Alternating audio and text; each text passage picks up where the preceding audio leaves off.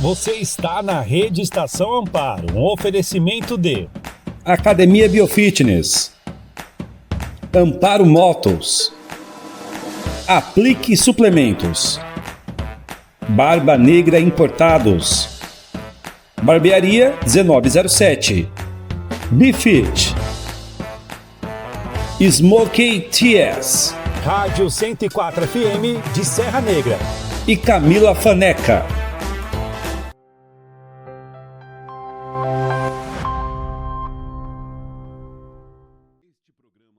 Este programa é uma produção independente. Todo o conteúdo e opiniões contidos nele são de responsabilidade de seus idealizadores.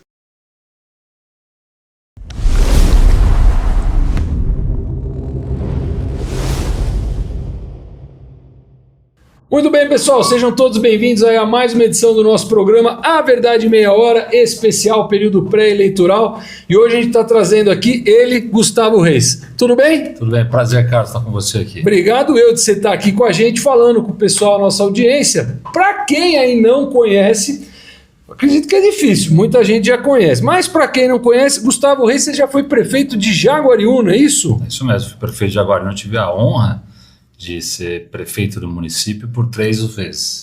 3 vezes você foi prefeito de Jaguariúna? Sim. Quais os anos que você foi prefeito lá? Fui de 2009 a 2012, 2017 a 2020, 2021 a 2024. É recente, me fala uma coisa, entre uma janela e outra você fez também sucessor ou não? Olha, eu não fiz sucessor não, a gente não lancei nenhum candidato. Você não lançou? Não lancei nenhum candidato, então a eleição de Jaguariúna foi uma eleição aberta e na ocasião o partido não lançou nenhum candidato a prefeito. Fez só para você mesmo, não teve que pôr na reta por causa de ninguém. Isso é bom por um lado, hein? Isso te dá autonomia. Eu acho que naturalmente a gente tem que respeitar as lideranças que acabam surgindo na cidade. Naquele momento surgiu uma liderança importante que já tinha tido uma experiência como vereador, ganhou uma representatividade, tinha ficado em segundo lugar na eleição anterior, que disputou comigo. Então, naturalmente, era um caminho natural para o atual prefeito de Jaguariúna, o Davi, ser eleito. Que é o Davi, sim. Agora, Gustavo, deixa eu perguntar uma coisa para você, até para a gente aproveitar ao máximo aqui, para que as pessoas te conheçam. Você é pré-candidato a deputado estadual. Eu coloco sempre para as pessoas, quando a gente fala de deputado estadual, interessante que alguém seja da nossa região. Acredito que você conheça aqui Amparo, conheça Monte Alegre, Serra Negra, Socorro, Pedreira, muito mais do que alguém que venha, sei lá, do Vale do Ribeira, de Presidente Prudente. Isso traz para você o quê de concreto, para que as pessoas possam te olhar de uma forma diferente? Olha, Carlos, tem uma ligação muito interessante com Amparo. Aliás, Amparo tem uma ligação também muito interessante com Jaguariúna. Os 2 primeiros prefeitos de Jaguariúna vieram de Amparo. Então, a gente tem essa história, dentro dos nossos 72 anos de cidade de Jaguariúna, essa ligação umbilical com Amparo. Assim como eu tenho muitos amigos em Amparo, né? Dr. Tadeu, professor Alexandre, Paulo Rossi, tantos outros aqui que fazem parte aqui da cidade de Amparo. E eu sempre participei do Circuito das Águas. Jaguariúna é o portal de entrada do Circuito das Águas. Como Amparo faz parte dos 9 municípios que congregam, a gente sempre discutiu temas em comuns, temas que são inerentes, temas que acabam afligindo toda a nossa cidade. Assim como na pandemia nós tivemos uma luta grande para a gente poder, e eu estava à frente de um conselho, que era o Conselho de Desenvolvimento da Região Metropolitana de Campinas, e também interagindo aqui com o Circuito das Águas para a gente poder ter ações conjuntas. Eu vejo isso como uma região de cidades irmãs. São cidades que são interligadas, em que a gente precisa de ter representantes que possam defender a nossa região. Eu acho que chegou na hora da gente poder ter em Amparo, em Jaguariúna, em Pedreira, em Serra Negra, em Águas de Lindóia, Socorro, a gente ter um verdadeiro representante que possa trazer recursos para cá. Por isso que eu me coloquei numa condição de pré-candidato para que a gente pudesse representar toda essa região. 2 coisas que você comentou aí que eu acho importante a gente trabalhar um pouco mais aqui. Primeira informação que você trouxe que eu não sabia, você falou que Jaguariúna tem 72 anos. Uma cidade super nova. Uma cidade de 72 anos, você teve 3 vezes como prefeito, são 12 anos. Quer dizer, você tem uma participação muito grande, proporcionalmente falando, do que Jaguariúna é. E aí eu estou falando isso porque quem passa em Jaguariúna, todo mundo aqui já passou em Jaguariúna, goste ou não, queira ou não, tem que admitir, é uma cidade, primeiro, muito bem cuidada, muito bonita, é uma cidade bem desenvolvida, né? Então, assim, você tem uma participação e todo esse sucesso que Jaguariúna tem hoje. Me fala um pouco mais para as pessoas das políticas públicas que você desenvolveu como prefeito e o que você acha que essas políticas públicas que tiveram sucesso lá, como que elas podem te auxiliar como um pré-candidato a deputado estadual para a região? A Jaguariúna teve, ao longo de 72 anos, 9 prefeitos. Então, nós estamos no 9º prefeito. Então, tenho orgulho de ter sido o 8º prefeito e o 2º com o maior número de mandatos na cidade de Jaguariúna. Então, realmente ajudar a escrever a história de uma cidade que tem um alto índice de desenvolvimento humano, uma cidade que é referência hoje em qualidade de vida, é muita alegria para eu poder ter tido o privilégio do povo ter escolhido eu por 3 oportunidades. Mas, acima de tudo, eu acho que foram modelos de gestão que nos credenciaram a fazer um trabalho diferenciado. Eu, quando eu fazia a faculdade de Direito, eu via que muitas pessoas não tinham condição de pagar uma faculdade.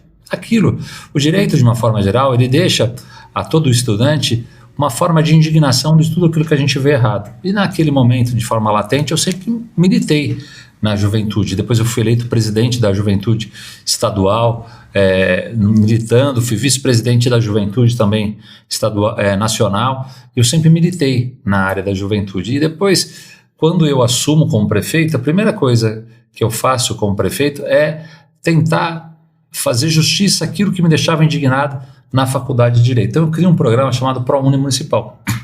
O ProUni Municipal foi um programa que, diferente do nacional, eu dou a oportunidade daquele jovem de que ele nunca ia ter dinheiro para poder fazer uma faculdade, ele ia trabalhar no chão de fábrica. Nada contra o chão de fábrica, mas o salário do chão de fábrica é pequeno. E eu queria valorizar esses jovens. Então eu criei um programa, mas não com 50 bolsas, 100 bolsas, não, com 500 bolsas. E esses jovens, através de 500 bolsas, puderam se tornar médicos, médicas veterinárias, jornalistas, advogados, professores. Ou seja, 10 mil jovens tiveram a oportunidade de sair de uma condição em que não tinha dinheiro para poder fazer uma faculdade e não precisa devolver depois o dinheiro para a prefeitura. Não, que ele precisa ter boa nota e ter assiduidade, ir na faculdade e ter boas notas. Aí ele tem de ter uma condição financeira que mostra que ele não tem condição de comprovar que ele precisa daquele auxílio. Então foi muito legal, um programa que eu mudei a vida de muitas famílias, 10 mil jovens tiveram a oportunidade de se formar e o programa continua até hoje.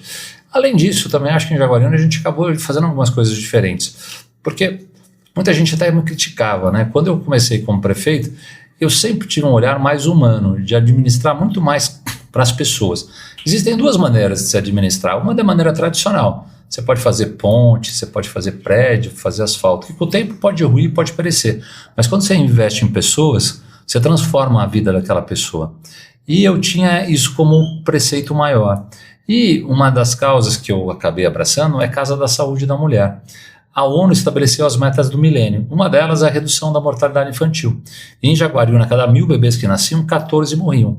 A mulher tem uma gravidez muito mais sensível nas últimas semanas de gravidez. E a Organização Mundial da Saúde, ela preconiza 6 consultas de pré-natal. O que eu fiz? Falei, vou investir na questão da saúde da mulher para a gente poder mudar a realidade daquela família. Então, eu aumentei o número de consultas de pré-natal para 12. Gradativamente eu fui reduzindo a mortalidade infantil de 14 para 10, para 7, para 5, para 3, até zerar. Jaguariúna foi a única cidade brasileira a zerar a mortalidade infantil e ter um reconhecimento internacional da ONU por ter feito e ter atingido uma das metas do milênio. Então, eu fico muito feliz que através de uma assinatura minha, eu mudei a vida de muitas mulheres que teriam ali, de uma forma geral, a perda do seu filho, mas com um programa e com uma política pública mudei a realidade daquela família e mudei a vida daquela gestante e do seu filho. Para mim isso é muito orgulhoso e eu fico muito feliz em relação a isso, porque não existe dom maior que não seja o dom da vida que Deus nos deu. Então quando você consegue, através do dom da vida, mudar aquela realidade, é muito legal. E também a criança, nos primeiros meses, ela tem a necessidade de estar no colo, no seio da mãe.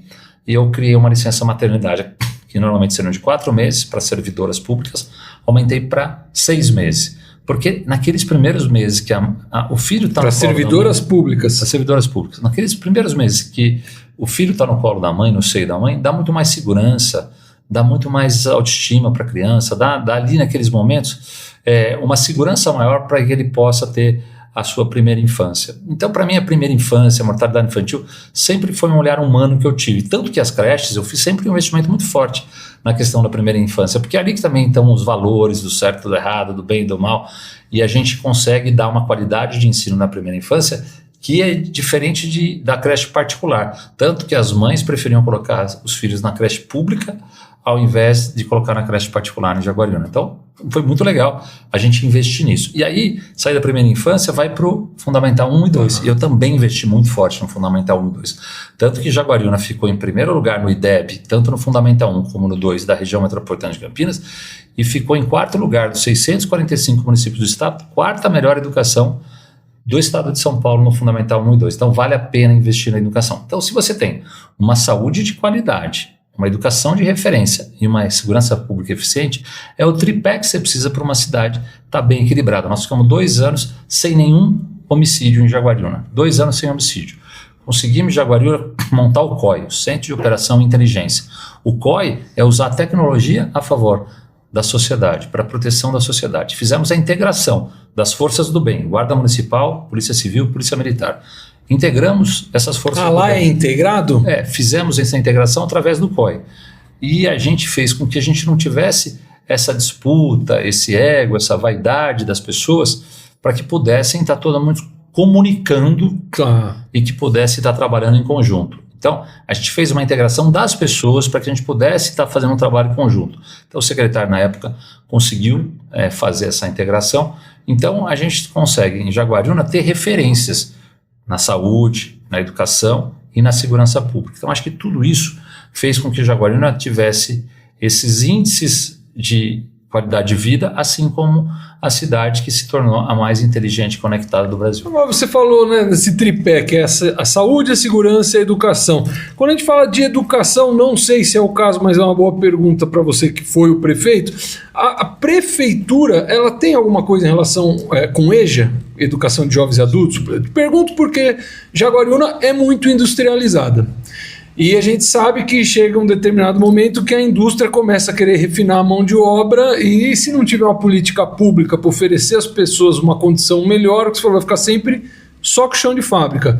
Como que foi feito isso dentro de Jaguariúna, tentar ajudar, ofertar para as pessoas melhorar essa capacitação aí aos poucos e fazendo isso para que as empresas... Porque as empresas procuram Jaguariúna também, né? Sem dúvida. Eu lutei muito para a gente qualificar as pessoas e você falou bem, Carlos.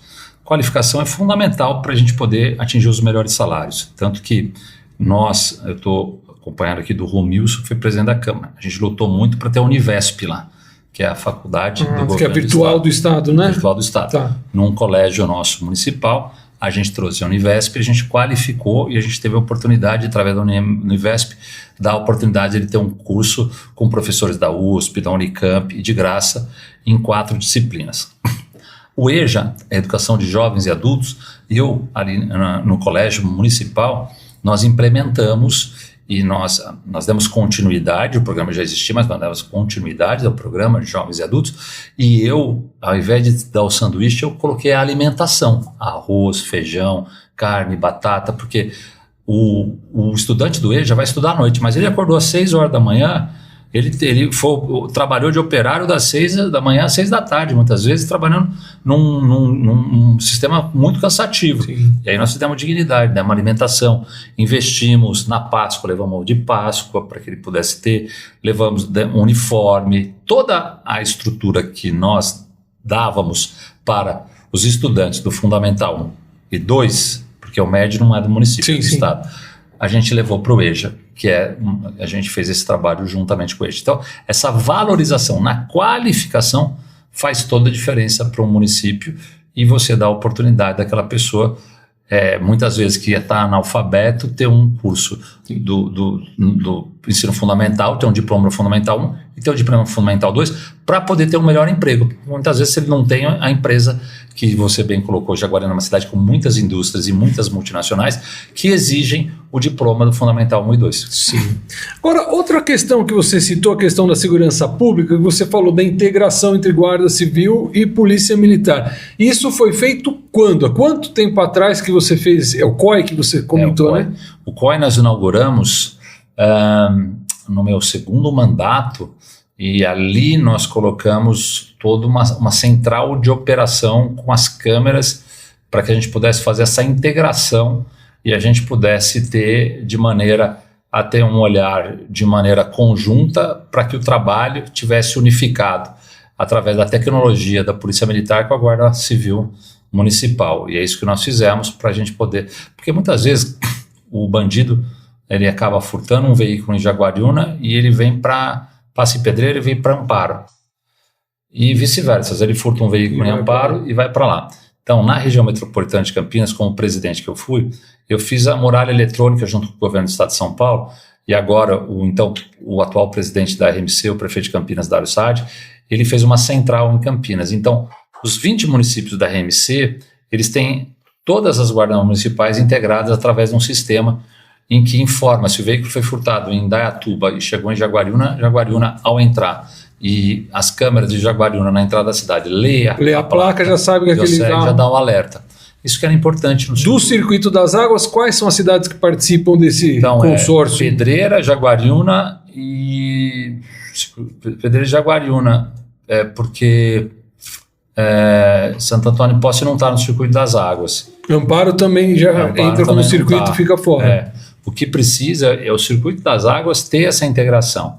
Por isso que é importante, o Circuito das Águas ele tem muitas demandas que precisam ser vistas. A questão fundamental da segurança pública e dessa integração é um dos temas, Carlos. Precisa ser feita uma muralha eletrônica dentro do Circuito das Águas para que todos os municípios do Circuito das Águas estejam integrados nessa questão do combate à violência.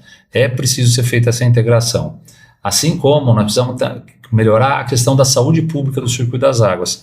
Também, muita gente aqui de Amparo está na fila do Sistema Cross para conseguir uma consulta que ela está esperando uma alta complexidade, que é um atendimento terciário. São cirurgias não eletivas, que é de varizes, de vesícula, vasectomia, cirurgia de quadril, de ortopedia, de joelho, de catarata. E muitas vezes essa pessoa está esperando isso há semanas, meses ou até anos.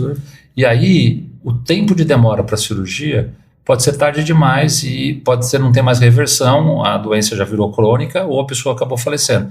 Então é importante a gente lutar pela cidade de Amparo para que a gente tenha o melhor atendimento possível que a gente possa ter em relação às pessoas que estão na fila do Sistema Cross para alta complexidade, para que tenha um atendimento digno. Eu batalhei muito com o governador para que a gente pudesse melhorar o atendimento terciário. Na região metropolitana de Campinas são 20 municípios, mas apenas um tem um atendimento terciário, que é o município de Campinas. Todos os outros não têm. Só faz o atendimento primário, que é dado no posto de saúde, e o secundário, muitas vezes, que são cirurgias mais simples nos hospitais. Mas o terciário, que são as complexas, não tem, só tem na Unicamp. Dentro da região metropolitana de Campinas, nós temos 3,5 milhões de habitantes. É uma população equivalente ao do Uruguai, é um país. E nós temos apenas 400 leitos para fazer esse atendimento terciário. E que muitas vezes... É pouco também, né? É pouco, porque não é só os 20 municípios, pega também Amparo, pega o Circuito das Águas, pega a região Bragantina. Então nós precisamos de mais leitos. Desde a década de 80, que o estado de São Paulo não tem novos leitos. Não se constrói novos leitos, com exceção da cidade de Sumaré, que teve. E só para você ter uma ideia, Carlos, na região de São José do Rio Preto, lá tem uma população que é a metade da nossa, a metropolitana. São José do Rio Preto tem 1.700.000 habitantes, nós temos 3,5 milhões.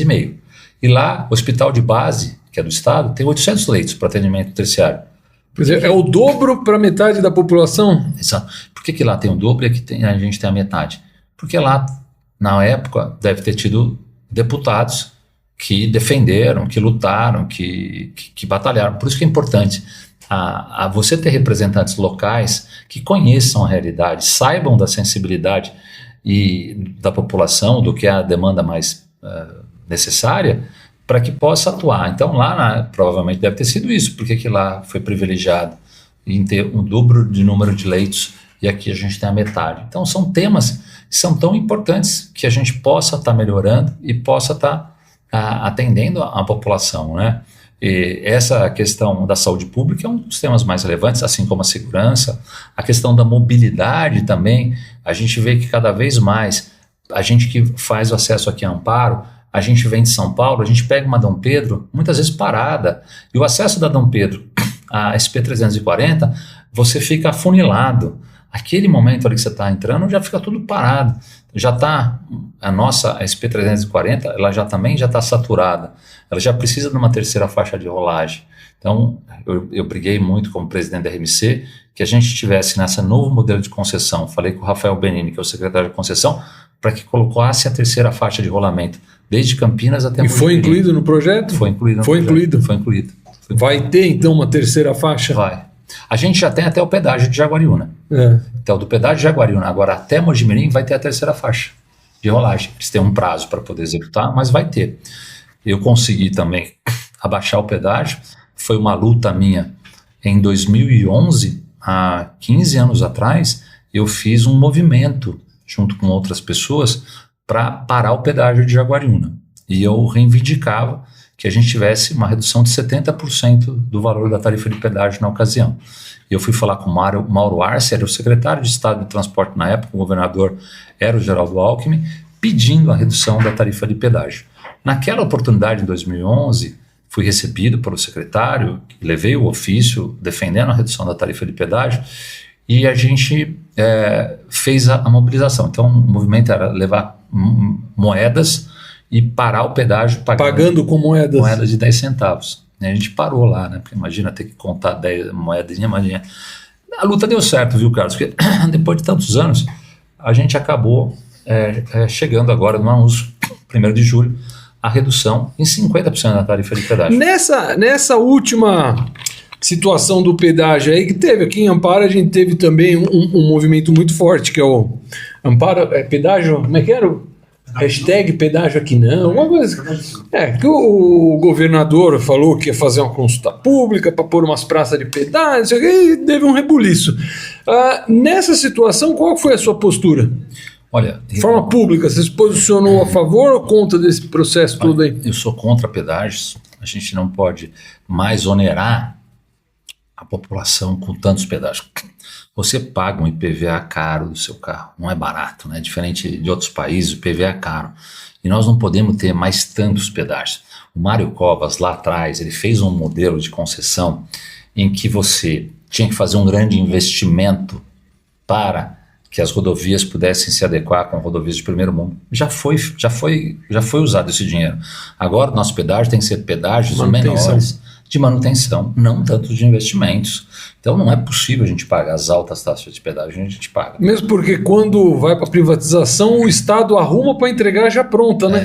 É isso. E aí, qual o investimento da iniciativa privada, sendo que o Estado já entregou de maneira já feita? Então, é preciso ter essa sensibilidade e a gente poder entender que a gente já paga um recurso alto do IPVA. Então, a gente tem que ter hoje a liberdade de ir e vir, sem ter que ficar pagando tarifas altíssimas do jeito que a gente paga e sendo uma bitributação e onerando cada vez mais. Com essa redução, que foi uma luta minha, que eu iniciei há 15 anos atrás com outras pessoas e que deu o resultado da redução de 50% da tarifa de pedágio na Praça de Jaguariúna, sendo que em outras houve aumento. Na de Jaguariúna teve a redução da rodovia SP340. Nesse momento, você tem uma grande quantidade de estudantes, de trabalhadores, de famílias que vêm e voltam todos os dias, não só de Campinas para Amparo, como para Jaguariúna, para Pedreira, para Serra Negra, que estão pagando a metade. Vão pagar a metade e vai sobrar mais dinheiro no bolso para você poder usar com a sua família. Agora, Gustavo, deixa eu te perguntar, durante esses 3 mandatos já existiam deputados estaduais que são, assim, vamos dizer, muito conhecidos aqui da região, né? E você deve ter trabalhado com eles como prefeito. O que hoje te coloca na condição de falar, quero ser deputado estadual? É uma coisa assim pessoal, massagem no ego? Ou você sentiu de fato tem algo a mais para ser feito como deputado estadual que talvez os que estavam aí não estão fazendo. O que te motivou? Olha, primeiro eu sou pré-candidato. Pré-candidato. Eu que falei candidato, viu? Falha minha. Sou pré-candidato e eu acho o seguinte, isso aí. Mas eu acho que, acima de tudo, Carlos, eu vejo a necessidade da gente ter o voto distrital. Então, o voto distrital é você ter o deputado que vai trabalhar para aquela região. É o deputado que conhece aquela região. Então, é fundamental que a gente tenha representantes da nossa região. Então, nós tivemos aqui durante um longo tempo o deputado Edmir Chedi. Ele foi um bom deputado e ele defendia a nossa região. Agora ele virou prefeito. Então, abriu um espaço em que hoje não existe um deputado verdadeiramente que represente o circuito das águas. Esses dias eu estava falando com o prefeito de Lindóia, o prefeito Luciano. Luciano falou assim: Gustavo, você tem que ser o nosso pré-candidato a deputado. E ele falou isso para mim há um ano atrás. Ele falou, porque é fundamental que a gente tenha alguém que conheça e que tenha pertencimento na nossa região para que possa trazer recursos para a nossa região. Aí o Luciano falou assim: eu vou falar com os outros prefeitos para que a gente possa ter um representante. Então, o prefeito de Lindóia, como presidente do Conselho do Circuito das Águas Paulista, do consórcio do Circuito das Águas Paulista, de fato ele leva uma bandeira que, se não for eu, mas que se tiver alguém que se coloca à disposição para poder representar, eu acho isso importante, independente de quem seja, mas tem que ter um representante, porque senão, na hora de você dividir o bolo tributário, o candidato de Franca vai levar o dinheiro lá para Franca, o candidato lá lá de Barretos vai levar lá para Barretos. Você tem que ter uma condição em que aquele que vive na região defenda a região, porque na hora do vamos ver, ele pode até dar um pedacinho, mas não um pedaço merecido para que a região possa ter. Por isso que a mudança na legislação era importante, porque, então aqui a região do Circuito das Águas vai ter 4 candidatos, e que desses 4 pré-candidatos que eventualmente escolhessem 1 ou 2, estaria ótimo, né? O que não pode não ter nenhum. Tá. Eu acho que é um pouco isso. Por quê? Porque é natural que você vá defender mais a sua região, porque você tem pertencimento com aquela região. E por falar em região e defender a região, como que é o Gustavo no trato, no dia a dia, na atividade parlamentar? Porque eu cobro muito aqui dos vereadores aqui, inclusive vocês aí de Jaguariúna, hein? Estamos esperando vocês responderem. A gente criou o emendômetro, que é uma tabela onde a gente faz o levantamento de todas as emendas que vêm para a cidade via vereadores, né? E eu falo que é uma via de mão dupla. Mostra para a população o vereador que está buscando recursos para o município e mostra também os deputados que estão realmente aqui fazendo alguma atividade em prol da nossa região. Então, eu vejo que tem os vereadores que são muito capenga, assim, dificuldade de trazer recurso, Nossa Senhora. Então, eu queria saber, o Gustavo, vamos supor que amanhã depois o Gustavo virou deputado estadual. Como que é o seu trato com o pessoal? Eu dou mais atenção para quem é do meu partido, ou eu atendo todo mundo, ou se não tiver um projeto bom não quero ver, mas se o projeto for bom não interessa quem é, nem para onde é. Como que é o Gustavo nesse aspecto? Olha, eu tenho algumas causas, para mim sempre são causas que me deixam mais sensíveis, eu tenho uma atenção maior. Eu tenho uma causa que me toca muito, a causa da PAI. Eu sempre tenho uma sensibilidade mais, tanto que quando eu fui eleito prefeito em 2008, chegando na PAI de Jaguariúna, eu quase que dobrei o recurso destinado para a PAI, porque eu sempre tive um olhar sensível em relação à PAI.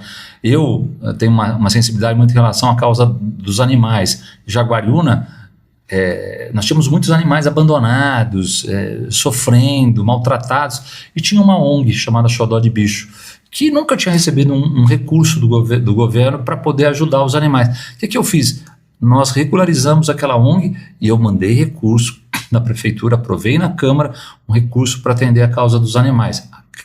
Criamos o CAJA, o Centro do Autismo de Jaguariúna, que não existia, para poder ajudar na causa do autista. Implementamos o COI na bandeira da segurança pública. Então, Carlos, eu acho que independente de bandeira partidária, eu acho que você tem que ver qual que é a necessidade que o município está precisando. sempre com uma ótica, sempre no meu modo de ver, de valorizar muito mais o atendimento ao cidadão, aquela pessoa que precisa. Então, eu prefiro muito mais a obra humana do que uma obra física, muitas das vezes, que não vai mudar a vida da pessoa. Então, se eu puder, dentro de uma visão mais sensível, ajudar essas causas, que eu sempre fez parte da minha vida fazer isso. Assim como o idoso. Lá em Jaguariúna, nós ganhamos um selo de cidade amiga do idoso da Organização Mundial da Saúde. Apenas 5 no Brasil, na oportunidade, tinham ganho o selo. 4 da região sul e uma da região sudeste. A única cidade da região sudeste que tinha ganho o selo foi a cidade de Jaguariúna. E a gente foi matéria do programa chamado Cidades e Soluções, que a Globo News realizou, e a gente acabou ganhando. Assim como a gente também usou muito a questão de tecnologia. Nós ganhamos o prêmio 7 vezes seguidas de cidade mais inteligente e conectada do Brasil. Nós criamos vários aplicativos para facilitar a vida das pessoas. Busão na palma da mão, remédio na palma da mão, planta online. A pessoa não precisa levar um engenheiro, um arquiteto, aquela pilha de papéis que vai estar ainda prejudicando o meio ambiente, e ter a burocracia de levar para aprovar. Não, a gente transferiu a responsabilidade para o arquiteto e para o engenheiro. Ele é responsável. A gente dá a aprovação. Se acontecer alguma coisa, ele é responsável, mas a gente não tem a burocracia. Entendi. Faz tudo online, a gente aprova e pode começar a construir. Estou movimentando o comércio, material de construção, pedreiro, eletricista, toda a área da construção civil. Eu desenvolvo, facilito a vida dessas pessoas. Certidão negativa de débito. Você está devendo alguma coisa do seu IPTU, você está devendo alguma coisa de algum IPI, ITBI, qualquer coisa. Você não precisa ir lá no protocolo, pegar a ficha. Não. Você vai tirar a CND no próprio computador. Consulta na palma da mão. Você poderia agendar a consulta sem ter que ir no posto de saúde. Quer dizer, todas as ferramentas e mecanismos para facilitar foram criadas. E isso colocou a cidade de Jaguariúna como a mais inteligente e conectada do Brasil, até 100 mil habitantes. Por quê? Porque a gente criou condições e ambientes favoráveis. Porque se o poder público não atrapalhar, ele já ajuda o empresário, né? Então, ainda mais o empreendedor que precisa se desenvolver. Então, o empreendedorismo está interligado a todos os setores da prefeitura. A prefeitura tem que ser uma facilitadora. Mas acho que, acima de tudo, você tem que ter uma visão de que você tem que ter um bom time, uma boa equipe, para você poder fazer com que a máquina pública possa andar e possa crescer. Gustavo, você sabe que aqui o programa chama a Verdade de Meia Hora, e como uma questão de legislação, a gente está buscando obedecer certinho o tempo para não ser desigual entre pré-candidatos. Então, eu vou pedir um favor para você. Eu vou te dar aqui 2 minutos para você falar com a nossa audiência e pedir o voto ou falar o porquê que você acha que você merece a atenção e a confiança das pessoas aqui da nossa região. O espaço é seu agora. Bom, muito obrigado, mas primeiro eu não posso pedir o voto. Não pode, né? Porque ele é pré. A legislação não me permite isso, mas eu quero agradecer a oportunidade de estar aqui com você, agradecer a oportunidade de estar visitando Amparo, uma cidade que eu já joguei futebol, que eu tenho grandes amigos, que eu tenho uma alegria, uma cidade histórica que tem tantas tradições e que eu frequentei muito na minha juventude. Eu estava passando ali lá da Matriz, que é maravilhosa, uma matriz histórica. Eu estava lembrando das baladas que eu ia frequentar aqui. Ali onde era o cinema, tinha uma baladinha, onde o Santander... Anexo. Exatamente. Então, eu frequentei muito aqui. Então, mais agradecer mesmo a oportunidade de estar em Amparo, uma cidade irmã de Jaguariúna, uma cidade que a gente tem tantos estudantes que vêm estudar aqui na ETEC e que a gente tem tanto carinho. Obrigado, Carlos, pela oportunidade. Conte comigo. É isso aí, pessoal. Espero que vocês tenham gostado e até a próxima entrevista do A Verdade em Meia Hora. Obrigado, gente.